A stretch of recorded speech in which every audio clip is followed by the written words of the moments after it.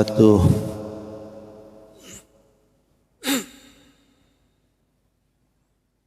وعلى هذه النية بابتغاء مرضات الله وعلى كل نية صالحة إلى حضرة النبي محمد صلى الله عليه وسلم وعلى آله وأزواجه وأولاده وذريته رضوان الله تعالى عليهم أجمعين وأشرنا معهم برحمتك يا أرحم الراحمين. شهد الله لهم الفاتحة. بسم الله الرحمن الرحيم. الحمد لله إياك نعبد وإياك نستعين صراط المستقيم صراط الذين أنعمت عليهم غير المغضوب عليهم. بسم الله الرحمن الرحيم. الحمد لله رب العالمين وبه نستعين على أمور الدنيا والدين.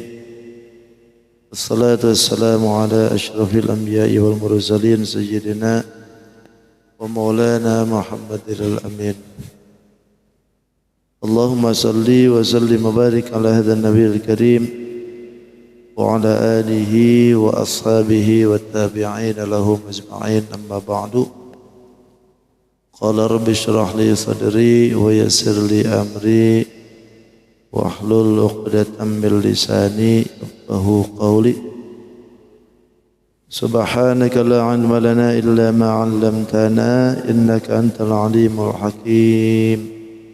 ولا حول ولا قوة إلا بالله العلي العظيم. فقد قال الله تعالى في كتابه الكريم surat An-Nisa di ayat 11.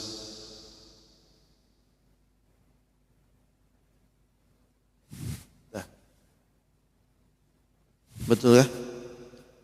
Ya aja udah. Udah susah. A'udzu billahi minasy syaithanir rajim.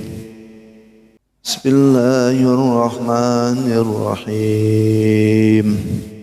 إنما التوبة على الله للذين يعملون السوء بجهالة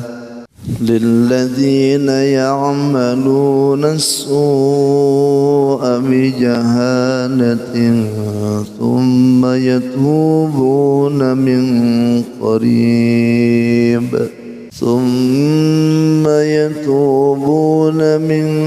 قريب فأولئك يتوب الله عليهم وكان الله عليما حكيما.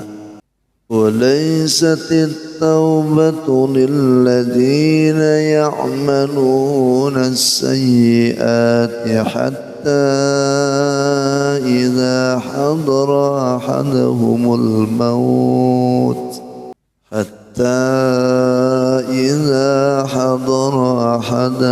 الموت قال إني تبت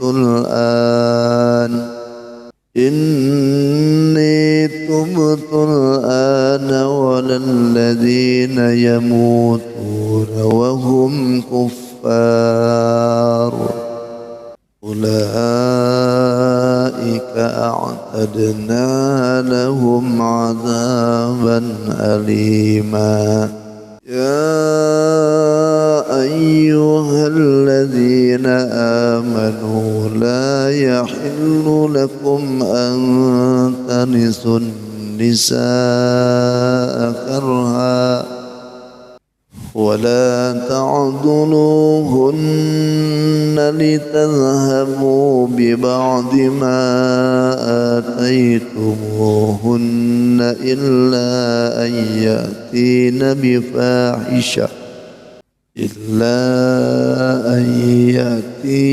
بفاحشة مبينة وعاشروهن بالمعروف فإن كرهتموهن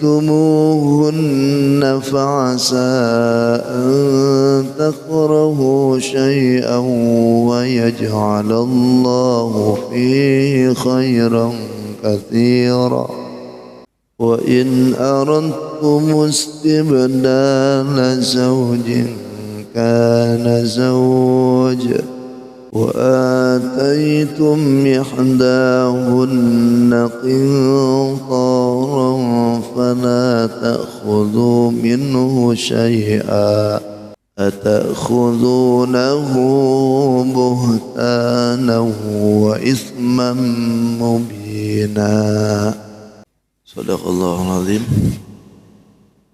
وصدق رسوله النبي الكريم ونحن على ذلك من الشاهدين والشاكرين والحمد لله رب العالمين.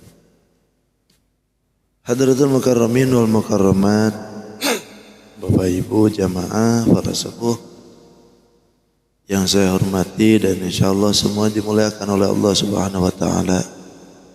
Alhamdulillah kita bersyukur kembali kita dipertemukan oleh Allah untuk bisa menjalankan ibadah, terlebih bisa menjalankan kembali salat subuh dengan berjamaah.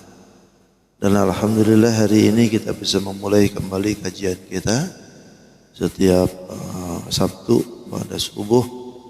Tentunya kajian kita sudah di surat An-Nisa.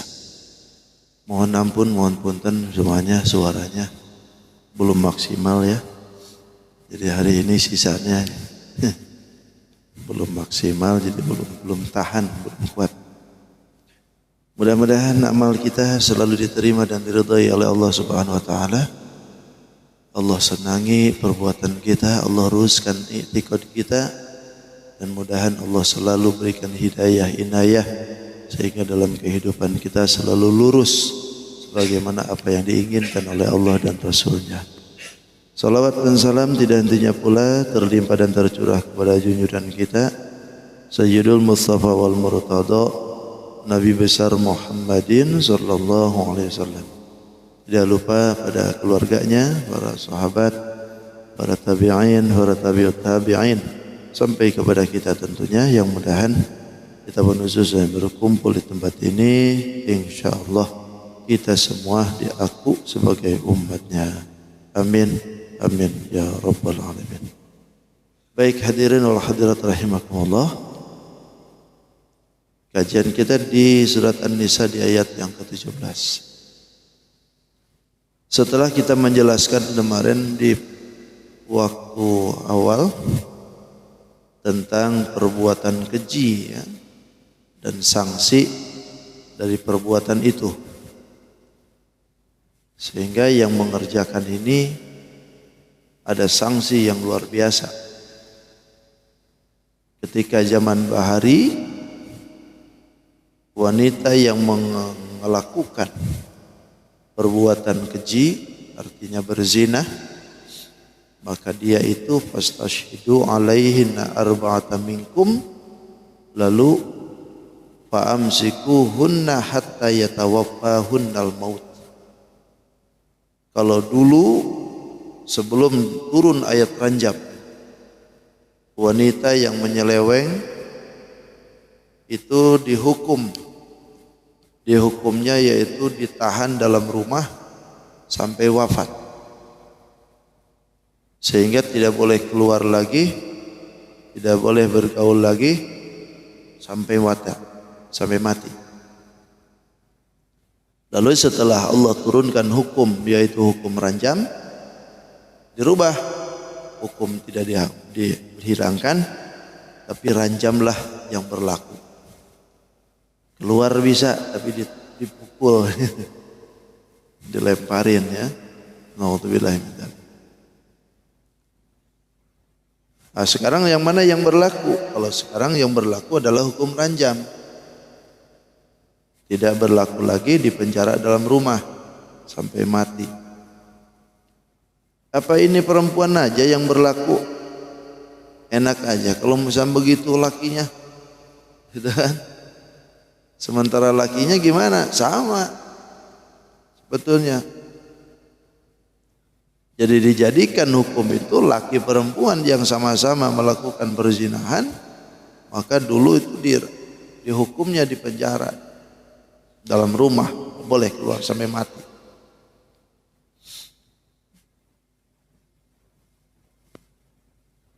Nah ini kan tertibnya, berarti bagusannya tertibnya ayat ini. Dalam ayat yang akan kita bahas ini adalah ayat tentang taubat kepada Allah. Jadi cocok setelah melakukan perbuatan fahisyah, jelek, elek, lalu disuruh taubat. Jadi susunannya tertib ini ayatnya. Kata Allah, Bismillahirrahmanirrahim, wallahu alam bi haqiqatil murad. Innamat taubatu 'alallahi lilladzina ya'maluna as-su'a bijahalah. Sesungguhnya taubat itu 'alallahi di sisi Allah itu lilladzina ya'maluna as-su'a, bagi orang-orang yang melakukan jelek bijahalatin, dengan sebab kebodohan. Summa yatubuna, kemudian mereka tobat, min qaribin, dalam waktu dekat. Wa ulaika, maka mereka itulah yatubullahu, yang Allah terima tobatnya, alaihim, atas mereka. Wa kana Allah, dan Allah aliman, maha mengetahui, hakiman, maha bijaksana.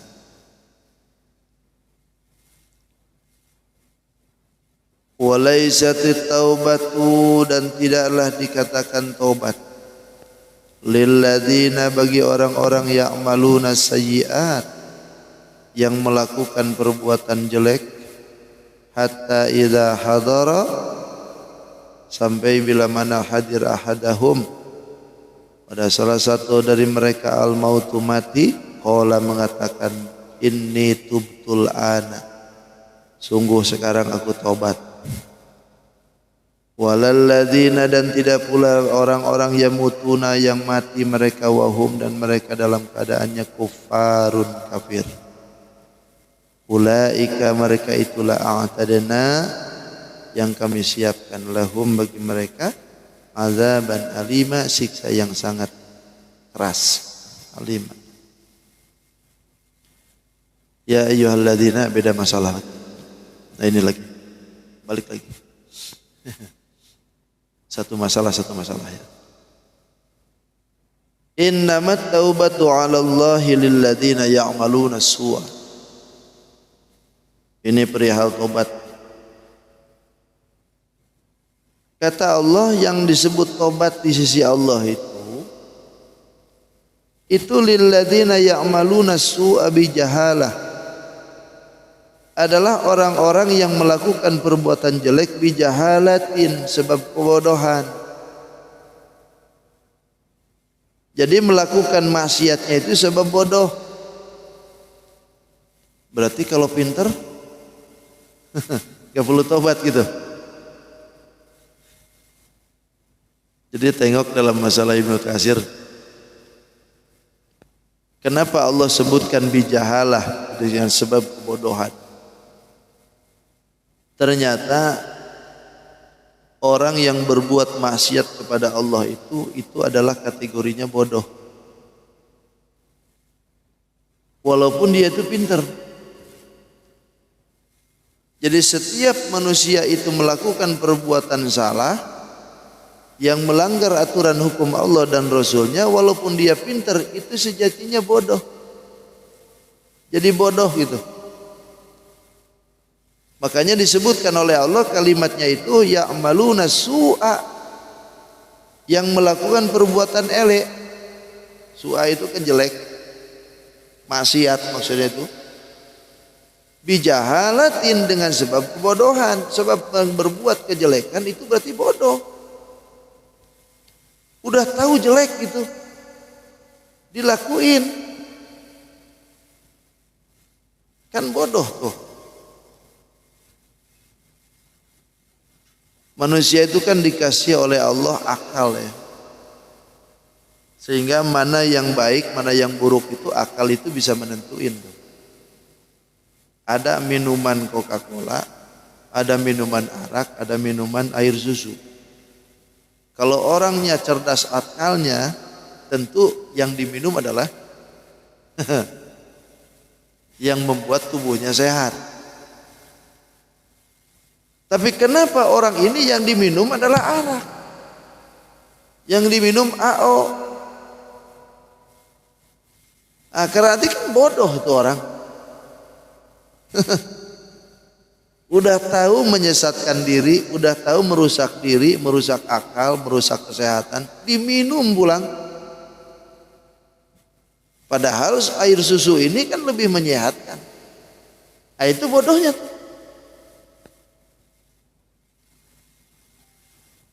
Saya Pak Ustadz gak minum Pak Ustadz, tapi berupa pil Pak Ustadz. Ya sama aja. Mau berupa pil kek, pil BK kek, nipam, cimeng, heroin, kokain, adam, lop-lop, triple X kek. Sama yang diminum macam begitu. Kan sebelum jadi kiai jadi preman dulu Bang. Saya tahu. Kalaupun bukan yang dijadikan cair, yang dijadikan sekarang padat pun, kalau memang merusak diri lalu dimakan oleh dia, kan pedoh itu. Kalau bahasa Jermannya bungul. Itu makanan tuh. Daun singkong kan enak tuh. Ganja dimakan.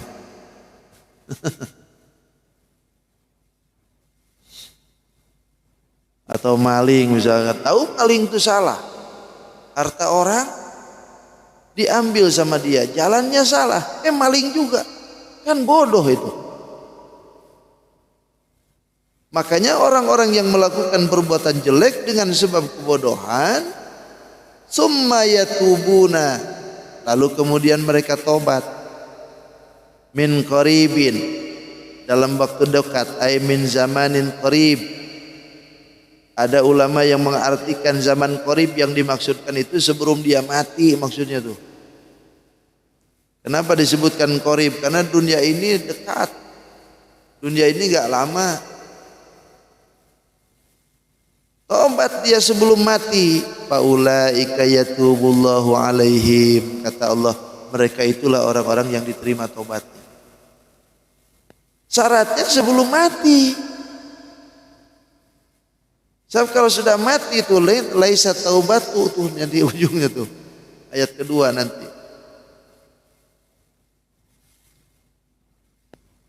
Makanya kalau orang itu berbuat salah, maka sejatinya dia itu lagi jahil. Walaupun alim. Bahkan disebutkan oleh Nabi Musa alaihissalam, kullu alimin la ya'malu bi ilmihi huwa wa iblisu sawa'un. Setiap daripada orang alim yang tidak amal dalam ilmunya, maka dia dengan iblis itu sama aja bungulnya. Sama. Iblis juga pintar, tapi disuruh oleh Allah malah nggak mau. Padahal yang nyuruh siapa? Tobat ke Allah. Cuman syaratnya min qaribin gitu, sebelum datangnya waktu. Dalam waktu dekat harus cepat-cepat. Karena Allah akan menerima taubat seseorang itu malam yughargir. Kata Nabi, innallaha yaqbalu taubata 'abdih malam yughargir. Allah akan menerima taubatnya seorang hamba itu sebelum nafas di tenggorokan. Malam yughargir tuh, sebelum yughargir. Bolak-balik di tenggorokan. Sebab kalau sudah nafas kembali di tenggorokan, sudah sampai di tenggorokan, sampai ke hulum, antalugha ruhul hulum, maka itu nggak bisa lagi taubat sudah. Makanya umat Nabi Muhammad diberikan kesempatan oleh Allah, taubatnya sampai sebelum mati. Dikasih kesempatan tuh oleh Allah.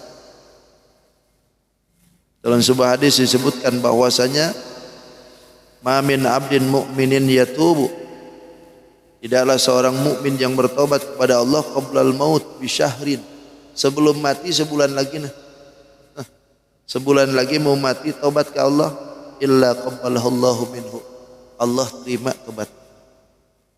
Atau bahkan wa adna min dzalik, lebih dekat lagi daripada itu, seminggu lagi mau mati tobat ke Allah, Allah terima. Atau lebih rendah lagi, 1 hari lagi mau mati tobat ke Allah, Allah terima. Atau saatan 1 jam lagi mau mati tobat ke Allah, Allah terima. Atau bahkan sebelum yughargir, nafas sudah di dada, sudah sesek terasa, lalu dia tobat ke Allah, Allah terima tobat.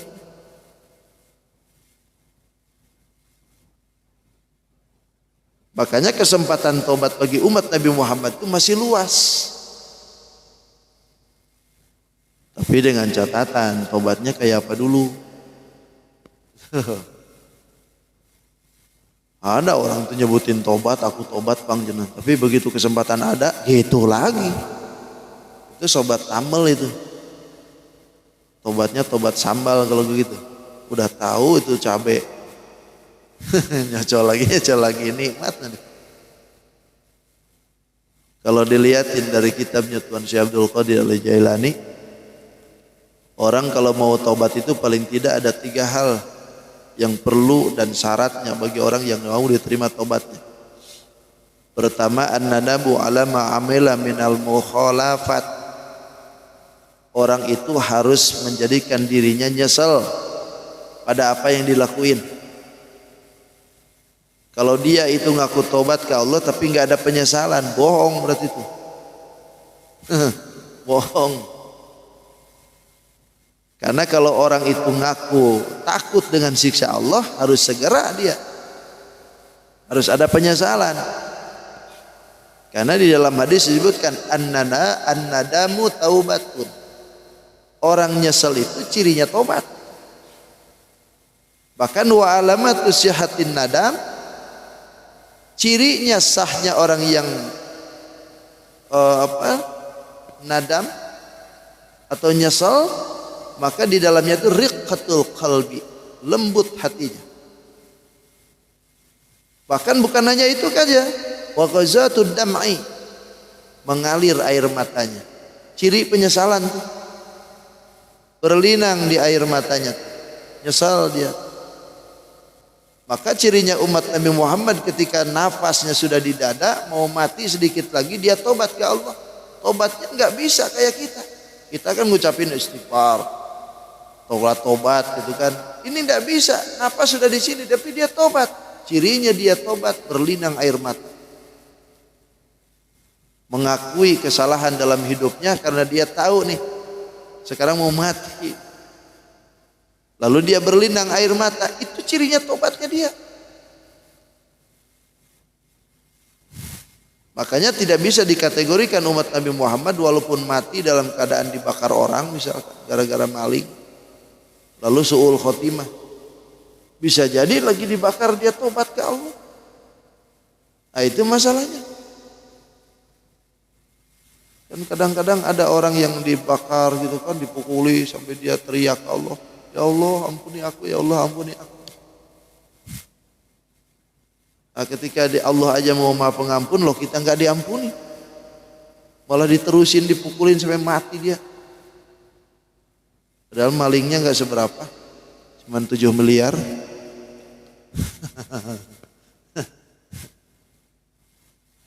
Kadang hukum di Indonesia ya Allah, kadang adil ya. Maling beras sampai mati dipukulin, tapi 600 miliar malah 2 tahun dihukum. Ya adil gitu ya. Itu harus ada penyesalan. Makanya kalau orang yang sudah hijrah dari perbuatan jelek lalu dia tobat, maka kita tuh dianjurkan oleh Nabi sering-sering berkumpul dengan mereka. jalisut tawabin fa innahum araqqu afidah. Kata Nabi, berkumpullah kalian dengan orang-orang yang suka taubat. Kenapa? Karena hati mereka lagi lembut. Tukang taubat tuh lagi lembut, dikit-dikit nangis, dikit-dikit nangis, ngingetin penyesalan diri. Gitu. Kan orang yang sering nangis tuh lembut hati itu. Makanya kenapa perempuan sering nangis? Karena memang hatinya lembut. Perempuan itu makhluk halus.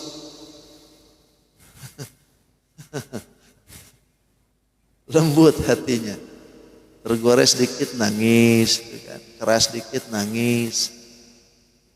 Karena memang senjatanya itu. Kalau laki sudah dinangisin udah nggak bisa apa-apa. Fa ulaika yatubu alaihi.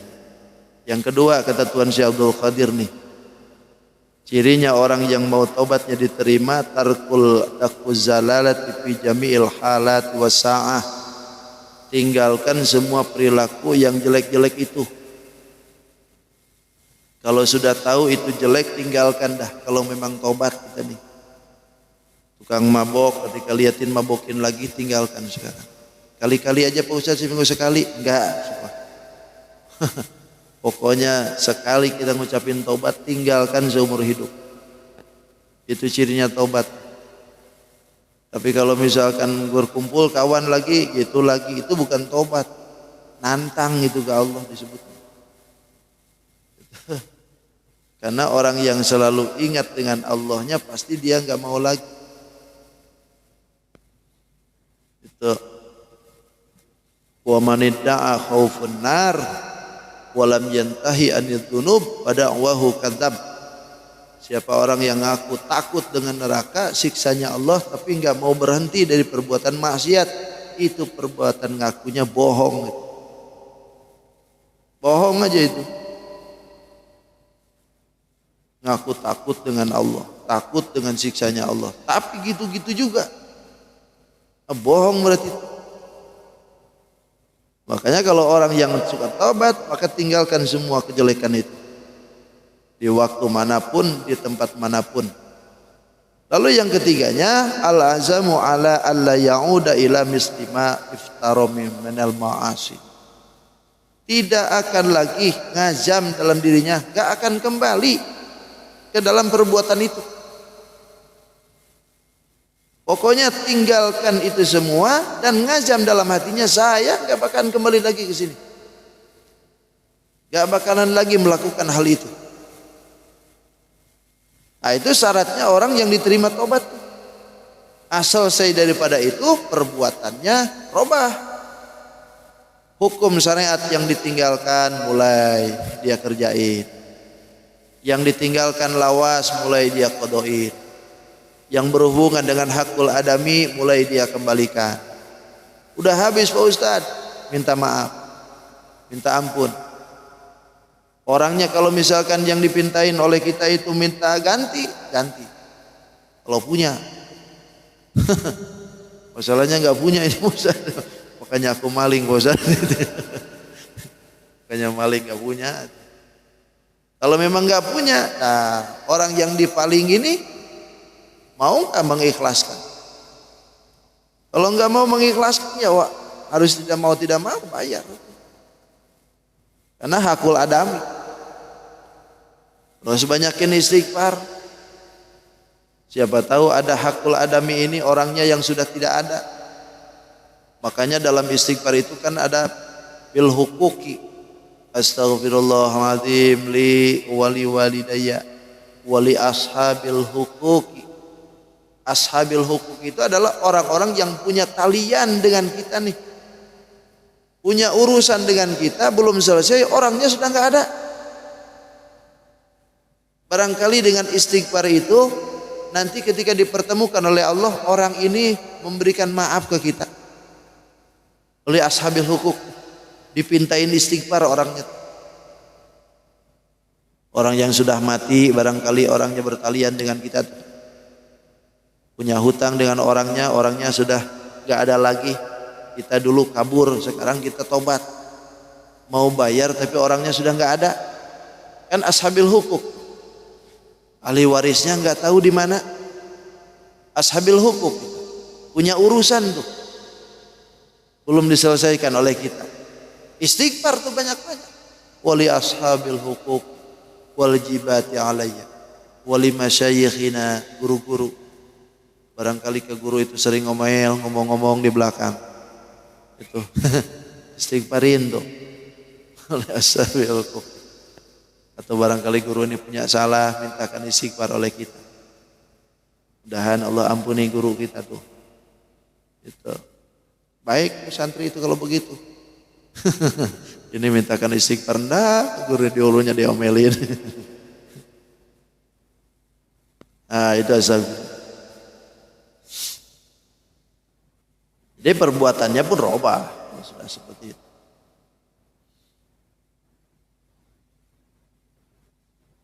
Bahkan iblis itu pernah ngatain gini, Pak. Iblis itu wa izzatika la azalu uwihim ma damati arwahuhum fi ajsadihim. Kata iblis, demi keagungan Engkau ya Allah, aku ini tidak akan berhenti melakukan penyesatan kepada anak Adam selagi ruhnya ada di dalam jasadnya. Jadi iblis itu terang-terangan banget, tidak akan berhenti menyesatkan kita kalau ruh ini masih ada di jasad dia. Berarti iblis itu akan berhenti menggodain kita kalau ruh sudah pisah dengan jasad.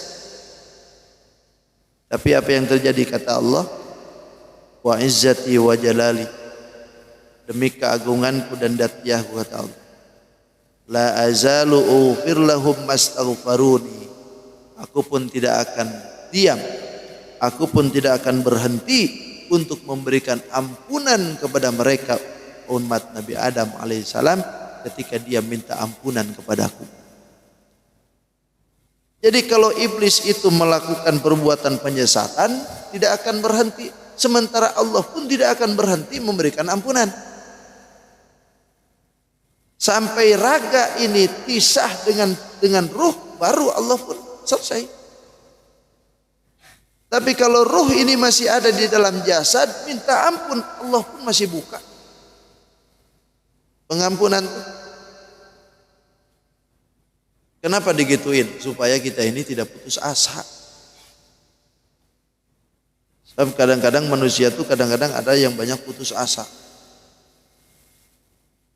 Sehingga kalau sudah putus asa biasanya mengakhiri hidup.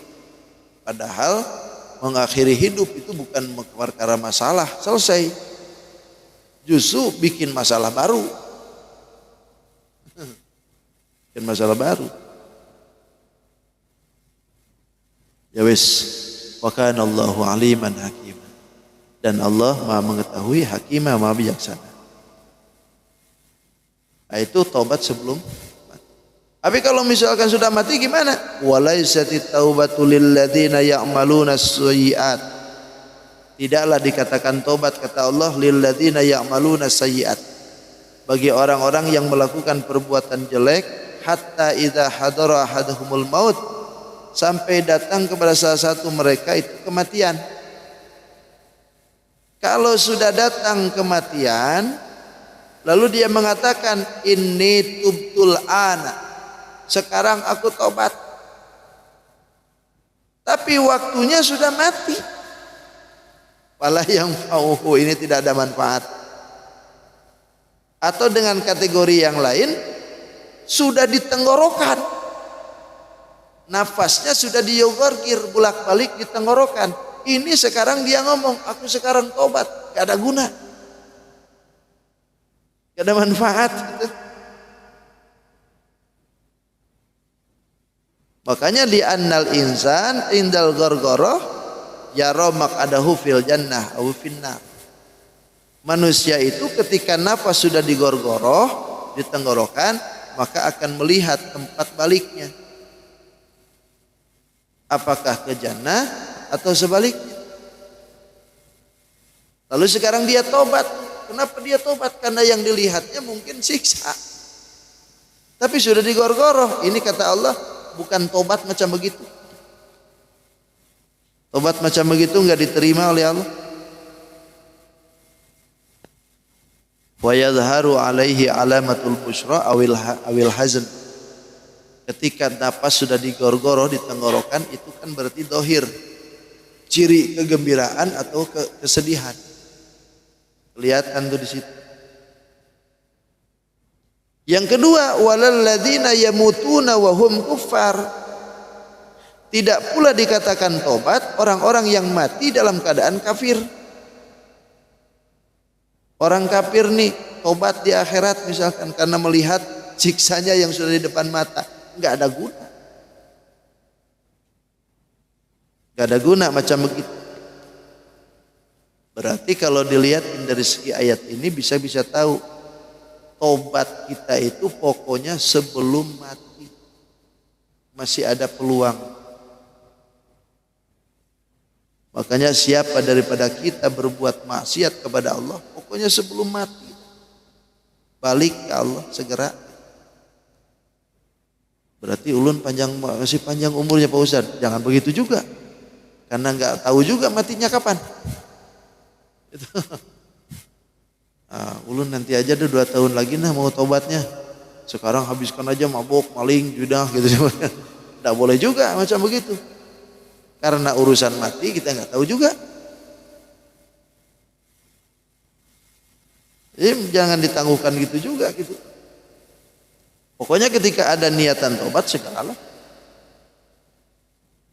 Jangan dinanti-nanti. Jadi doa alat tobat, perbarui terus-terusan tobat. Makanya tingkatan orang yang tobat itu kan ada yang tobat am, ada tobatnya khos, ada tobatnya khawasil khawas. Kalau orang tobatnya am itu biasa tobatnya orang-orang umum. Perbuatan maksiat dulu ke Allah, sholat enggak, puasa enggak, mabuk terus, STMJ pokoknya. Lalu dia sadar diri tobat ke Allah, nah itu umum tuh macam begitu.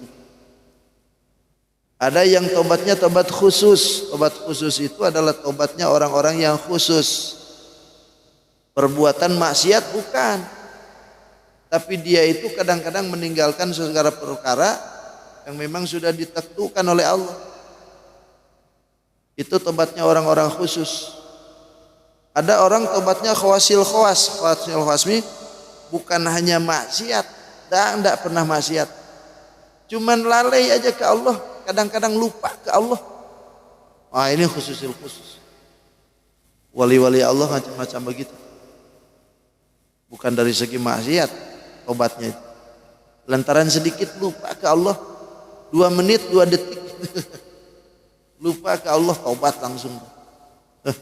Ini pangkatnya lain kalau macam begitu dah. Paling tidak kalau kita ini tobat am aja dah. Tobat orang kebanyakan gitu. Ketika maksiat berhentilah. Tobat ke Allah. Ya. Ulaika a'tadna lahum adzaban alima. Mereka itulah kata Allah, a'tadna yang sudah disiapkan lahum bagi mereka adzaban alima, siksa yang sangat keras. Siapa? Orang yang 2 tadi itu. Tobatnya, perbuatannya ketika mati, sudah ditenggorokan nafasnya, baru dia ngomong, aku sekarang tobat. Gak bisa. Yang kedua, orangnya sudah mati dalam keadaan kafir, gak bisa lagi tobat. Tapi kalau ayat yang pertama tadi masih ada peluang. Pokoknya min qaribin, masih waktu zaman dekat, sebelum mati. Sebelum mati masih ada peluang. Sudah cukup sampai situ dulu. Kajian kita enggak terasa 6:30. Terus seok-seok suara tapi kuat ya. 1 jam. Ya ayyuhalladzina amanu la yahillu lakum wallahu a'lam bishawab. Ini adalah urusan pergaulan dengan istri kalau ini. Ini nanti ada dibahas pula nih. Mau ganti istri ada di sini. Ganti. Ada insyaallah. Cukup sudah ya, sampai situ dulu. Gak ada pertanyaan. Insyaallah nanti pertanyaannya di segmen yang lain. Shadaqallahul azim wa sadaqa rasuluhun nabiyul karim. Wa nahnu ala dzalika minasyahidin wasyakirin walhamdulillahirabbil alamin. Terima kasih atas segala perhatian, mohon maaf atas segala kehilapan. Adanallah wa iyyakum ajma'in. Assalamualaikum warahmatullahi wabarakatuh. Allahumma shalli wa sallim ala sayyidina Rasulillah ajma'in. Bismillahirrahmanirrahim. Salatu wassalamu ala asyrafil mursalin sayyidina wa lana Muhammadil amin. Allahumma rabbi anfa'na bima 'allamtana, rabbi 'allimna alladhi yanfa'una, rabbi faqihna wa faqih ahlana wa qarabati lana fi dinina, tawassalna bi ta'alumin, tawassalna bi ta'limin, anta rizqana al-wasi' wa anta rizqal amanah. Rabbana atina fid dunya hasanah fil akhirati hasanah wa qina adzabannar. Walhamdulillahi rabbil alamin. Taqabbalallahu minkum. Subhanakallahumma wa bihamdika asyhadu an la ilaha illa anta astaghfiruka wa atubu ilaik.